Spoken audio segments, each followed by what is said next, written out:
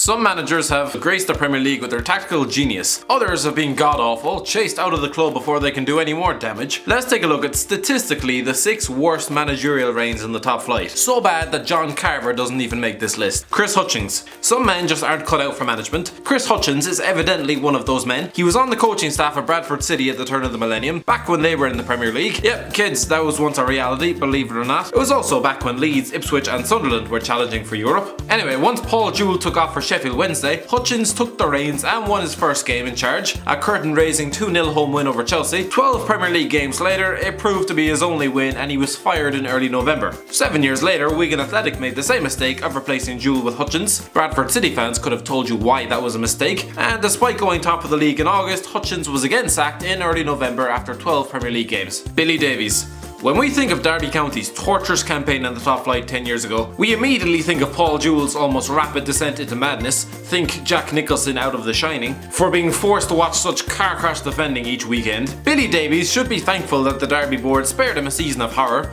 by giving him the chop in late November. But then again, by spending £3 million on Claude Davis, he was sort of asking for it. Davies had steered the club into the top flight, but is responsible for putting together the most ill-equipped and unprepared squad for a Premier League fight. Having said that, of his 14 games, despite conceding 33 goals, he still managed the club's only win of the season, somehow beating Newcastle at Pride Park in mid-September. Steve Wigley. Hands up if you remember Steve Wigley. There's no real reason why you should, unless of course you're a Southampton fan who was inflicted to his horror show of management 13 years ago. The former Portsmouth hero was promoted from first team assistant to full-time boss following Paul Sturrock's departure after 2 games in August 2004. Many claimed Wigley wasn't ready for the big time. After just 3 years of management at Aldershot Town in the conference, no He was fired in early December after 14 games, with the club having to swallow their pride and look for Harry Redknapp's number in a desperate bid to plug the holes. Don't feel too bad though, Steve. You couldn't manage your way out of a paper bag, but you still managed to beat Pompey. Mick McCarthy. I bet you couldn't find another manager who was able to spread such wretched runs over 2 Premier League seasons. There was a time in between embarrassing himself in the top flight with Sunderland, where the Irishman was hailed as a hero on Wearside, winning the championship with 94 points. But no, his top flight form was absolutely horrific. He arrived in March 2003 with the Black Cats hurtling towards relegation and couldn't make an impact, going down with a record low 19 points. When they returned 2 seasons later, he made it to March 2006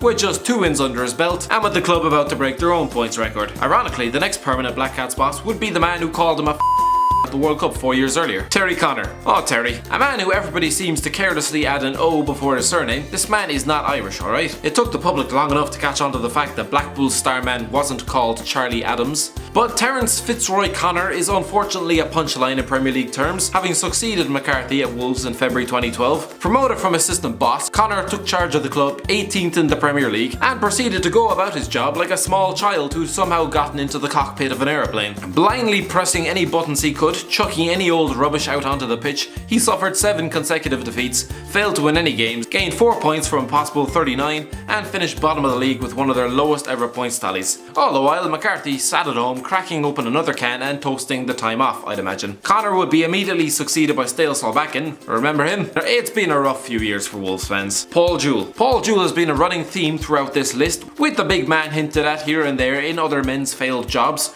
so of course he makes it to number 1. It's sad what's happened to his career. 10 years ago, he was a highly rated young boss after working miracles with Wigan Athletic and suddenly found himself being tipped for international jobs, including the Republic of Ireland one. Thank God that never happened. Let's give him some credit. Walking into the pit of fire that was Derby County in November 2007 was a brave decision.